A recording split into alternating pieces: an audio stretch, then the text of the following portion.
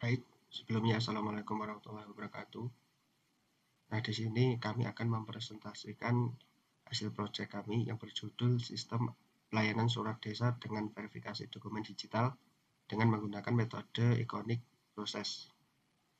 Kami dari kelompok 10 dari kelas K dengan anggota Muhammad Nur Abizar dengan NIM 25051204351 dan Muhammad Dafa Khairul Roziki dengan NIM 25051204255. Oke, selanjutnya yaitu latar belakang. Nah, pada pelayanan administrasi surat di desa masih banyak dilakukan secara manual, sehingga masyarakat harus datang langsung ke kantor desa untuk mengajukan dan mengambil surat. Nah, proses ini sering menyebabkan antrean, keterlambatan pelayanan, serta meningkatkan risiko kesalahan dalam pengolahan data. Selain itu, dokumen fisik yang diterbitkan juga rentan terhadap pemalsuan dan sulit diverifikasi keasliannya secara tepat. Jadinya ada masalah. Nah, di mana proses pengajuan surat ini masih konvensional dan memerlukan kehadiran langsung warga. Selanjutnya terjadi antrean dan keterlambatan penerbitan dokumen.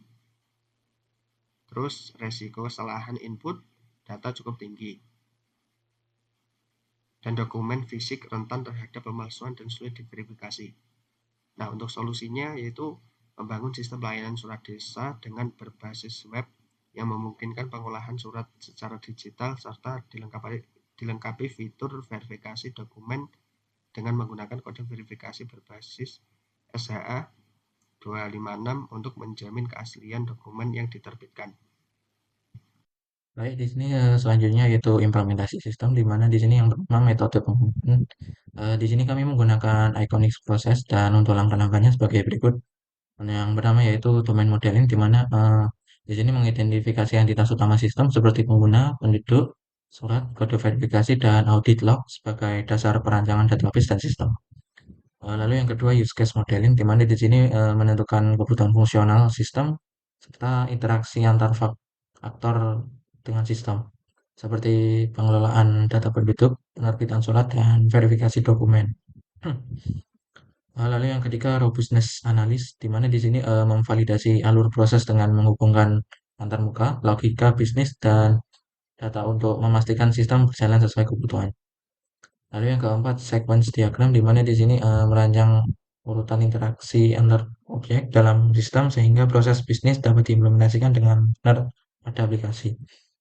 Lalu yang kelima implementation, di mana di sini mengimplementasikan seluruh rancangan ke dalam aplikasi menggunakan framework Laravel dengan arsitektur MVC sehingga sistem siap diuji dan digunakan. Nah, yang kedua di sini teknologi yang digunakan, di mana di sini ada beberapa teknologi yang kami gunakan. Yang pertama yaitu pada backend, di mana di sini kami menggunakan Laravel, PHP, dan MySQL. Lalu yang kedua frontend, di mana di sini kami menggunakan Bootstrap 5, HTML, CSS, dan JavaScript. Lalu yang ketiga keamanan, di mana di sini kami menggunakan TypeScript dan SHA 256. Lalu yang keempat untuk generate dokumen, di mana kami menggunakan DOM PDF atau TC PDF. Lalu yang ketiga di sini fitur utama, di mana sistem kami memiliki beberapa fitur utama. Yang pertama yaitu manajemen data penduduk. Lalu yang kedua layanan pengajuan dan penerbitan surat. Lalu yang ketiga verifikasi dokumen digital. Lalu yang keempat dashboard statistik dan laporan. Lalu yang kelima manajemen hak akses dan pengguna. Baik, di sini kami akan mendemonstrasikan aplikasi kami yaitu sistem pelayanan surat. Baik, di sini saya akan mendemonstrasikan aplikasi kami yaitu di mana di sini aplikasi kami yaitu sistem pelayanan surat. Di mana untuk tampilan awalnya seperti ini, di mana ada menu login, lalu ada menu registrasi atau daftar, lalu ada menu verifikasi surat. Nah, pada aplikasi kami ini ada 3 role yaitu di mana yang pertama role admin, lalu yang kedua role kepala desa, lalu yang ketiga role user atau warga. Di sini saya akan coba menggunakan role user atau warga terlebih dahulu. Di sini kita login terlebih dahulu. Di sini masukkan email dan password.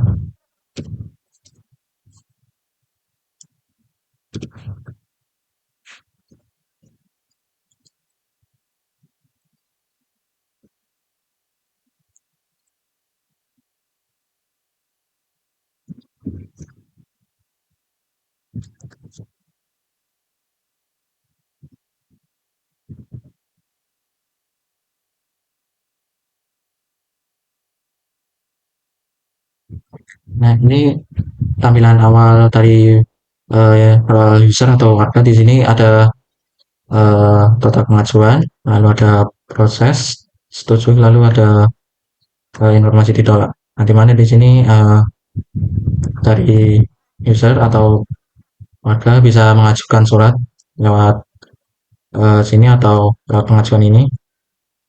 Mana di sini kita bisa ajukan surat. Nah, di mana pada menu pengajuan surat ini ada beberapa opsian. Yang pertama ada jenis surat, lalu ada tujuan, di mana di sini ada keterangan, lalu ada upload dokumen pendukung seperti foto KTP, foto KK, dan dokumen tambahan. Kalau di sini jenis suratnya ada beberapa seperti pengajuan KTP, pengajuan KK, surat keterangan domisili, dan yang lainnya.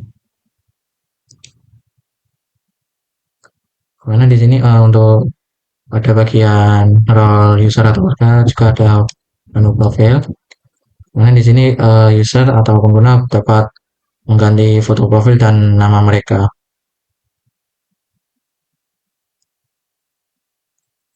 Dan untuk logoutnya berada di menu bagian pojok kanan di sini untuk logout. Baik, di sini saya selanjutnya akan mencoba login menggunakan email role admin. Mana di sini saya akan masukkan email dan password terlebih dahulu.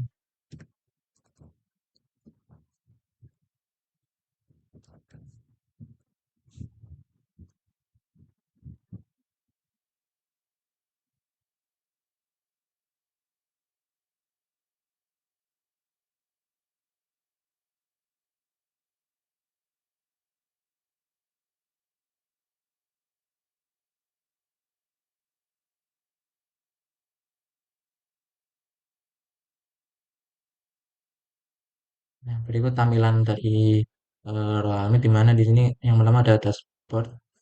Nah, di dashboard ini ada informasi berupa jumlah penduduk, lalu ada total surat yang diterbitkan, lalu pada bulan ini surat yang diterbitkan, lalu surat yang masih diproses atau menunggu.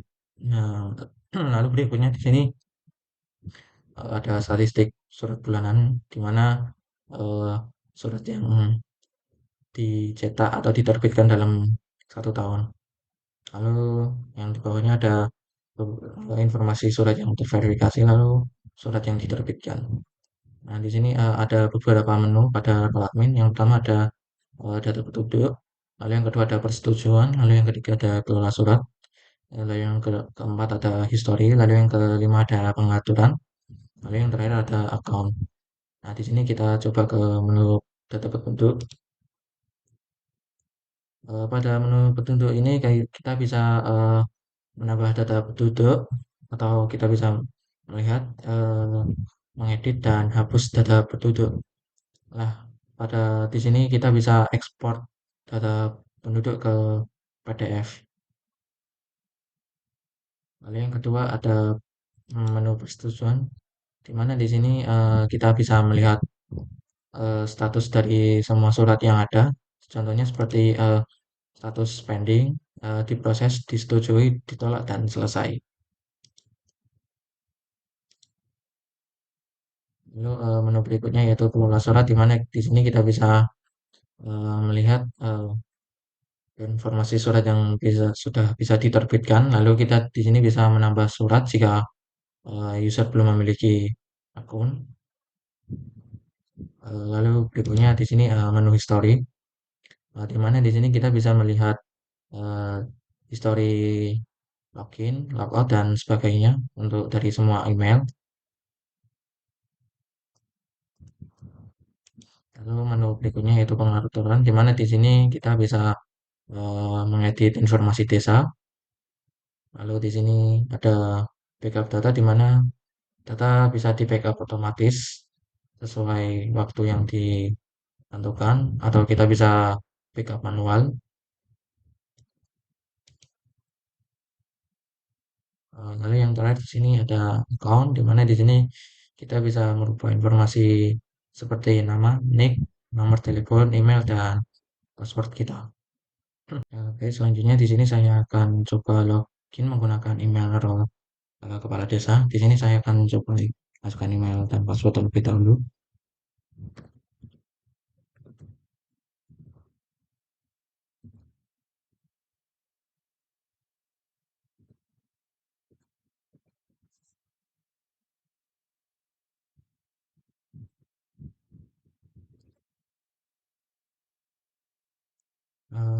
Berikut tampilan dari kepala desa di sini. Untuk pada dashboardnya sama seperti dari admin sebelumnya. Namun di sini untuk menunya lebih sedikit dari admin yang tadi. Dimana di sini yang pertama ada data penduduk, lalu ada yang kedua data surat, yang ketiga history, lalu yang keempat account. Di sini kita coba ke menu data penduduk terlebih dahulu. Di sini menu data penduduk di row kepala desa hampir sama seperti admin sebelumnya, namun di sini bedanya pada kepala desa di sini untuk datanya hanya bisa melihat data, tidak bisa mengedit dan menghapus, lalu tidak bisa ekspor PDF dan menambah data penduduk. Berikutnya kita ke menu data surat. Di sini sama seperti sebelumnya, kita bisa melihat surat yang sudah diterbitkan, lalu di sini kita bisa juga untuk menambah surat. Berikutnya di sini kita ke menu history, di mana di sini menampilkan audit log seperti login, logout dan sebagainya. Lalu yang terakhir di sini account, di mana di sini kita bisa merubah nama, nick, nomor telepon, email dan password kita. Selanjutnya di sini kita akan ke menu verifikasi surat, di mana di sini yaitu fitur utama pada aplikasi ini. Nah, di sini pada menu verifikasi surat, setiap kita menerbitkan surat, maka pada surat itu akan ada kode verifikasinya dan di sini kita bisa menginputkan kode verifikasi tersebut, di mana jika kode verifikasi itu benar, maka akan ditampilkan bahwa surat itu asli. Lalu jika kode verifikasi salah, maka eh, surat verifikasi itu palsu. Oke, selanjutnya yaitu hasil pengujian aplikasi. Nah, di mana metode pengujian ini yang digunakan adalah metode black box testing. Nah, di sini terdapat modul dan juga hasil. Yang pertama ada autentikasi dan hak akses, di mana hasilnya yaitu berhasil atau pas. Yang kedua ada manajemen data penduduk dan hasilnya berhasil. Yang ketiga ada layanan surat berhasil dan hasilnya berhasil juga. Yang selanjutnya ada verifikasi dokumen digital dan hasilnya berhasil. Yang terakhir ada dashboard dan laporan, hasilnya juga berhasil. Oke, di sini ada ringkasan hasil dari pengujian aplikasi. Yang pertama di sini seluruh fitur berjalan sesuai kebutuhan. Lalu yang kedua, sistem mampu menghasilkan surat PDF secara otomatis. Lalu yang ketiga, verifikasi dokumen menggunakan SHA-256 berhasil membedakan antara surat yang valid dan tidak valid. Lalu yang keempat, hak akses amin dan kepala desa berjalan sesuai peran. Lalu yang kelima, sistem dinilai layak digunakan untuk mendukung digitalisasi pelayanan surat desa. Oke, yang terakhir yaitu kesimpulan. Sistem pelayanan surat desa ini dengan verifikasi dokumen digital berhasil dikembangkan menggunakan metode Iconic Process dan mampu mendukung digitalisasi pelayanan administrasi desa secara lebih efektif dan efisien. Nah, sistem ini mempermudah proses pengelolaan data penduduk, penerbitan surat, serta penyusunan laporan administrasi. Fitur verifikasi dokumen digital berbasis SHA 256 ini memberikan jaminan keaslian dokumen dan membantu meminimalkan risiko pemalsuan surat. Berdasarkan hasil pengujian, seluruh fungsi sistem berjalan dengan baik dan memenuhi kebutuhan fungsional maupun non-fungsional yang telah ditetapkan, sehingga sistem layak digunakan sebagai solusi pelayanan administrasi desa yang lebih cepat, aman, dan transparan.